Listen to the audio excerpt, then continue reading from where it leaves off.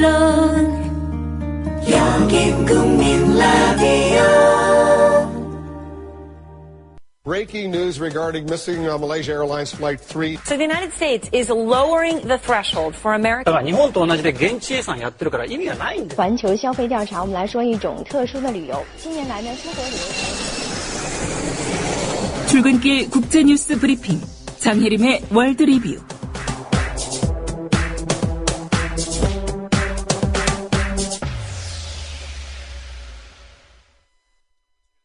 네, 주말과 휴일 사이 주요 외신부터 정리하겠습니다. 장혜림 캐스터입니다. 안녕하십니까? 안녕하세요. 네, 우리나라 국가정보원의 대선 개입이 국가 지도자의 지시로 이루어진 것일 수도 있다. 이런 내용의 외신 보도가 있었죠? 네, 독일 도이체벨레는 지난 6일 세계분쟁 감시그룹의 동북아 프로젝트 부국장인 다니엘 핑크스톤과의 인터뷰 기사를 냈습니다.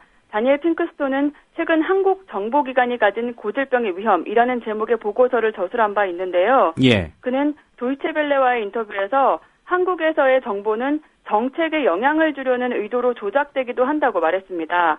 그는 한국 정보기관이 국가 지도자, 즉 대통령이 내린 지시에 따라 정치에 개입하기도 한다고 설명했고요. 1970년대 중앙정보부의 김대중 납치 사건과 2012년 대선 당시 국정원의 인터넷 부정행위를 예로 들었습니다. 예. 그는 이러한 행동들이 민주적 절차를 왜곡한다고 강조했습니다. 예. 국가정보원이 또 이분 고발하는 것 아닌지 그런 생각도 좀 듭니다. 네. 네, 오늘 법원이 이석기 의원 내란 음모 사건 항소심 선고를 할 예정인데요.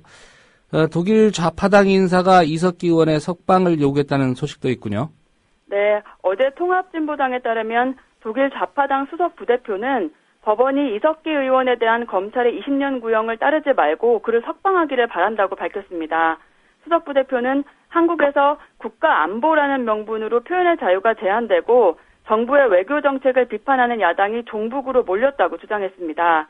한편 독일 연방의회 잉해 회거의원도 이석기 의원에 대한 재판은 미래의 한국 민주주의를 위한 중요한 척도라며 법원이 검찰의 20년 구형을 따르지 않을 것을 희망한다고 밝혔습니다.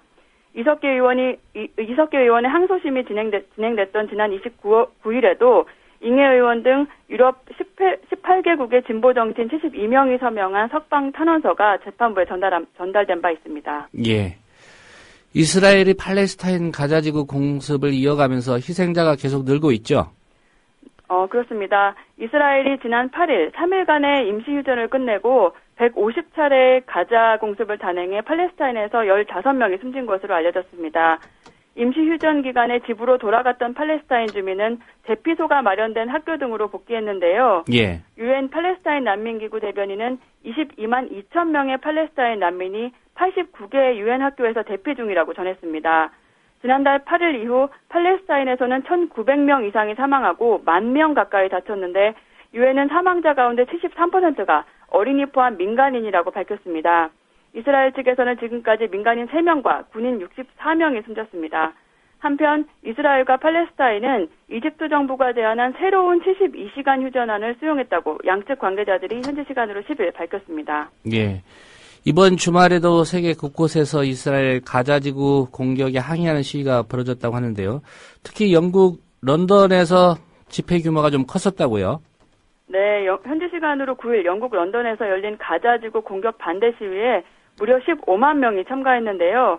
주최 측은 이스라엘의 팔레스타인 공습이 시작된 이후 이번이 가장 큰 규모의 시위라고 밝혔습니다. 프랑스 파리와 미국 뉴욕에서도 이스라엘의 공격 중단을 요구하는 시위가 열렸고요. 예. 심지어 집회가 금지된 이스라엘의 텔아비브에서도 시민 150여 명이 학살을 멈춰라, 가자를 해방하라라는 플래카드를 들고 시위를 벌였습니다.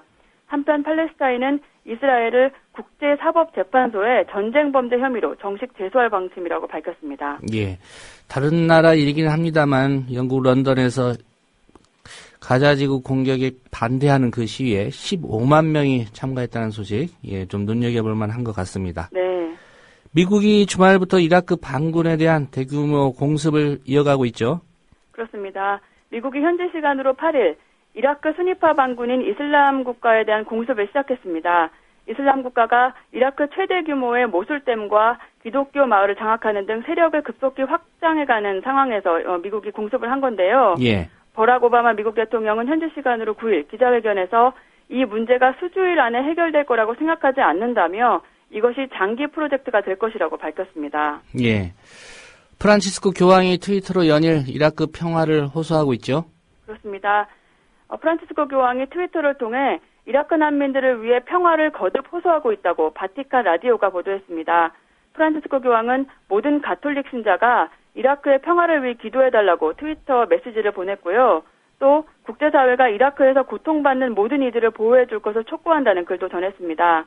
한편 교황은 지난 8일 기독교 피난민을 돕기 위해 페르난도 필리니 추기경을 자신의 특사로 임명해 이라크에 급파한 바 있는데요. 예. 교황청 대변인은 필리니 추기경이 사담 후세인 통치 시절과 수년간의 전쟁 기간에 바그다드에 남아 고통받는 사람들을 위해 헌신했던 외교 사절이었다고 설명했습니다. 예.